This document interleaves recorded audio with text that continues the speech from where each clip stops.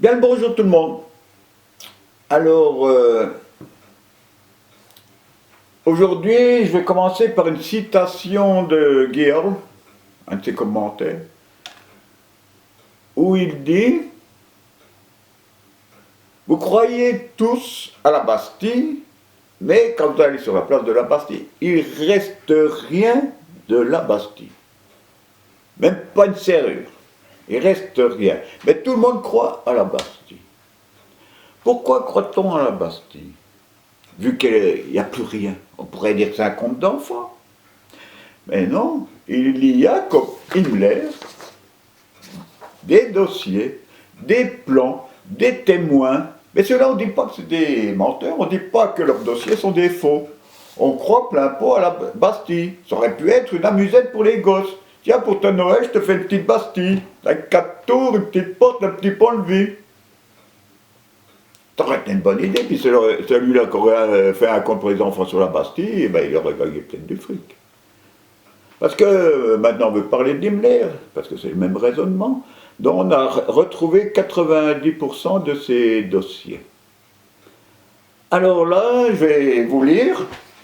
J'essaie de le lire comme il faut, mais j'ai été faire des nouvelles lunettes, mais elles ne sont pas encore là, nous, les tchou. Alors j'ai du mal.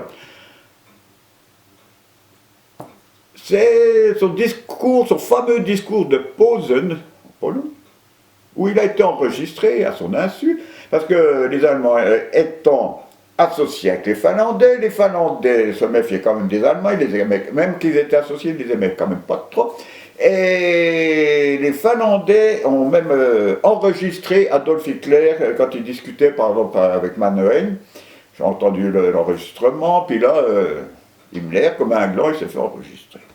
Mais il y a aussi les papiers qui étaient retranscrits, des fois un petit peu, parce qu'il y avait des fautes de syntaxe, les procès, pour qu'ils soient beaux, ils changeaient un petit peu les mots partis comme ça, mais le principal est là, d'accord? Ah, puis moi j'ai du mal, hein. J'ai du mal. Alors,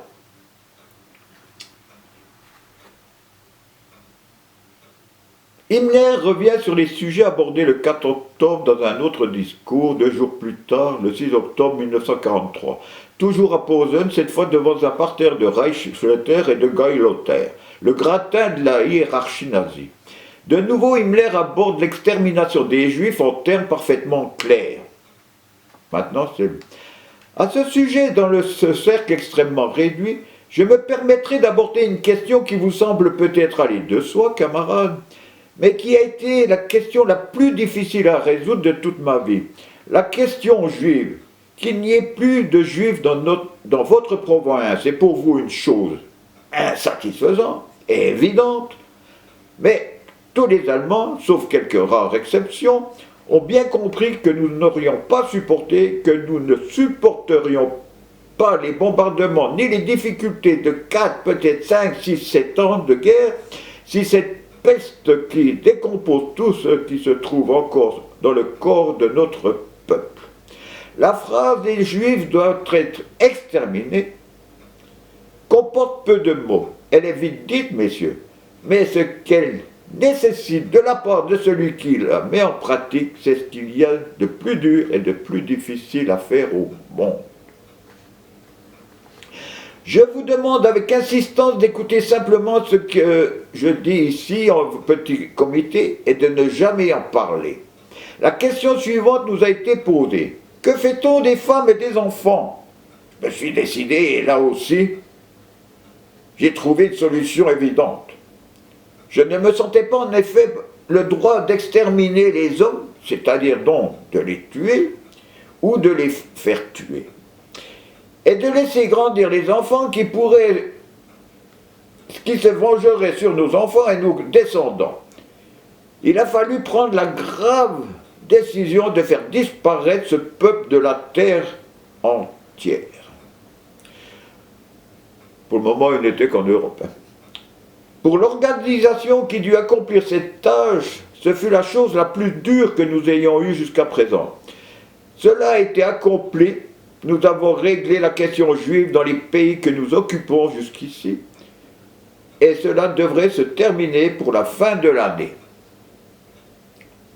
Bah, il y croyait encore plein pot, avec toi, lui. Hein.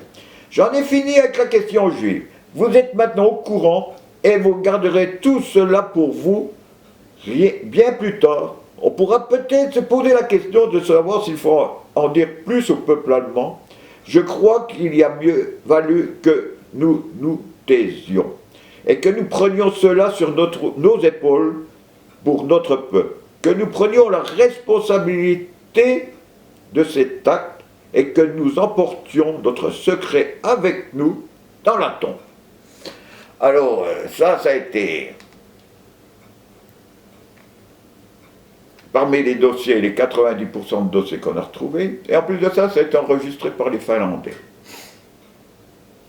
Ah, c'est vilain finlandais. Voilà ce qu'était Himmler. Et bien sûr, vous les jeunes, parce que maintenant les vidéos que je fais, c'est beaucoup pour les jeunes.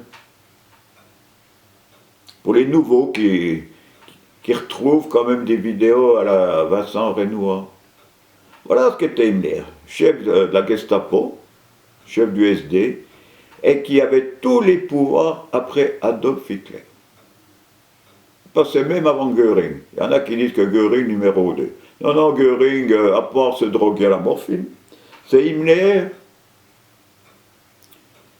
qui a mis, enfin, avec l'aide complice, l'histoire de détruire, de tuer, de massacrer, d'exterminer tous les sous-hommes. Parce qu'on parle bien des juifs, mais dans les sous-hommes, il y a les tziganes, il y a les homosexuels, il y a les handicapés. Il y a des handicapés qui ont été à la chambre à gaz avec leur médaille militaire gagnée en 14-18. C'est vrai. Et il y en a certains parmi vous qui adorent Adolf Hitler. Ça, je ne comprends pas.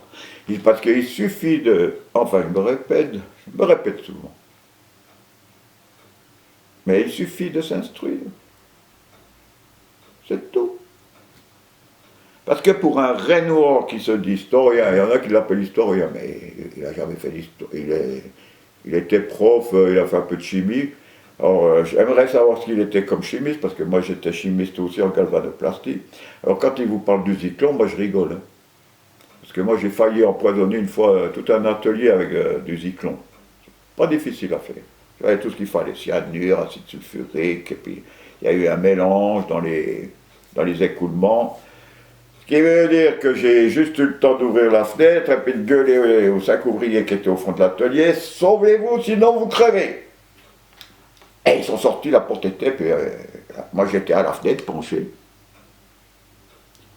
Le temps que les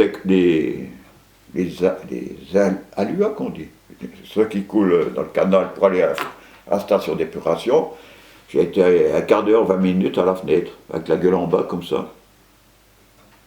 Puis au bout de 20 minutes, ben, je ne sentais plus l'acide cyanhydrique. Alors, Vincent Renoir, le chimiste, hein. Fais-moi pas rigoler. Bon, la prochaine vidéo, ça sera sur la... Parce que j'ai fait une vidéo là, mais on en parlera. On verra, je ne suis pas trop sûr sur ce qu'on veut dire. Ah oui, je pense à Hitler, ce qu'il pense de Dieu. D'accord? Allez, bon appétit. Ah ouais, il est midi.